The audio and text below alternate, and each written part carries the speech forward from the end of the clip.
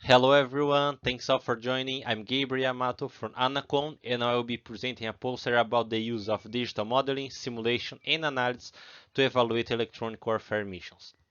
The new emerging technologies and process on the component, subsystem and system level are increasing the complexity of the missions in general. And all the systems that are used to execute this mission are becoming more and more complicated, and all the effort and the time required are increasing to deliver the same type, the same capabilities. But on the other hand, as we can see in the figure, the demand of the responsiveness are being compressed and compressed even more. The mission's life cycle are moving more and more from the standard engineering view to a more cycle perspective, where the mission is the center of attention and linked to every decision at every stage of the mission process. And there are different and multiple types of information around this, like from concept development, design, implementation, operation, and sustainment.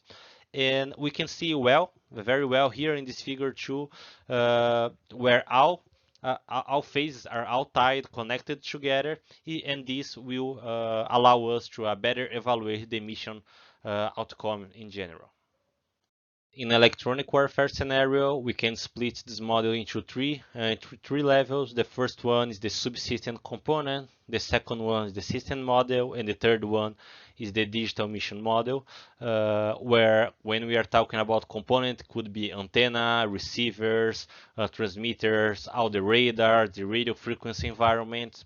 The systems, we are talking on the systems like communication systems, radar systems, link budgets, performance analysis, urban propagation, coverage analysis.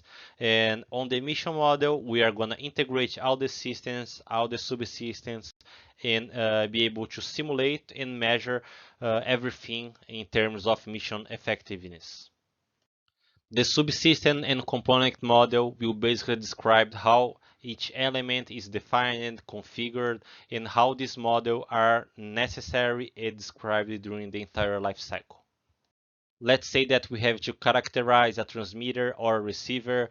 We have all the antenna characterization, the propagation channel, the radio frequency environment, all the parameters like frequency, power, data rate, modulation, and all of these should be characterized.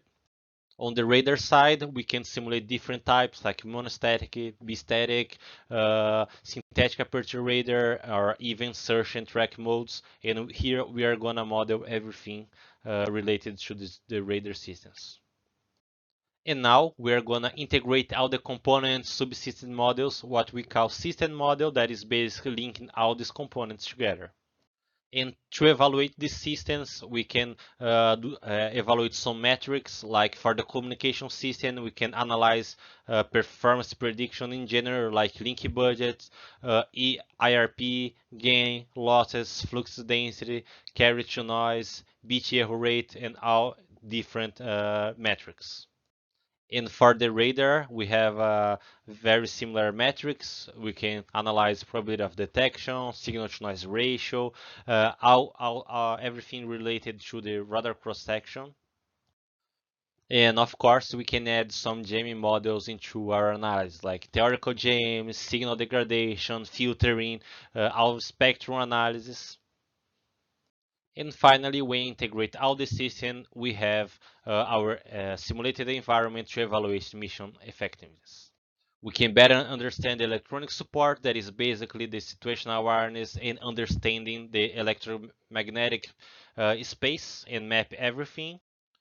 We can also better understand and evaluate electronic protection, that is basically actions to protect friend force from electromagnetic spectrum. And the electronic attack as well, that is the use of electromagnetic or energy to attack directly enemy force.